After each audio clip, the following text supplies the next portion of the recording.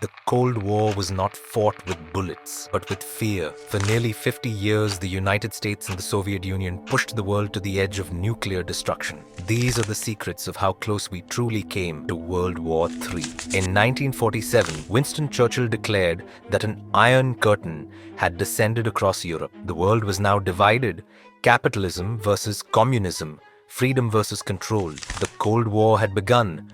From Stettin in the Baltic to Trieste in the Adriatic, an Iron Curtain has descended across the continent.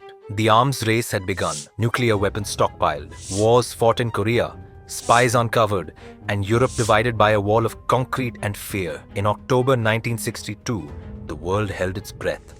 Soviet nuclear missiles were discovered in Cuba, just 90 miles from US shores. For 13 days, humanity stood on the brink of total destruction. We will not prematurely or unnecessarily risk the costs of worldwide nuclear war, but we will not shrink from that risk at any time it must be faced. The Cold War wasn't just fought in boardrooms or on battlefields, but in the shadows. CIA and KGB agents battled in silence, stealing secrets, toppling governments, and fueling paranoia. At home, propaganda kept citizens in line, with both sides painting the other as pure evil. Above the clouds, another war raged: the space race. The Soviets launched Sputnik, the first satellite. America answered with Apollo 11.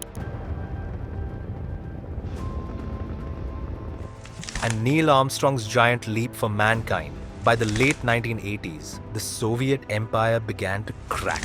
Protests in Eastern Europe, the fall of the Berlin Wall, and finally, the collapse of the Soviet Union in 1991 ended the Cold War without a shot fired between the two superpowers. The Cold War was more than a standoff. It was a warning. That power, unchecked, can bring the world to the edge of destruction, and only fear kept the peace. If you enjoyed this documentary, don't forget to like, subscribe, and share this video with friends who love history.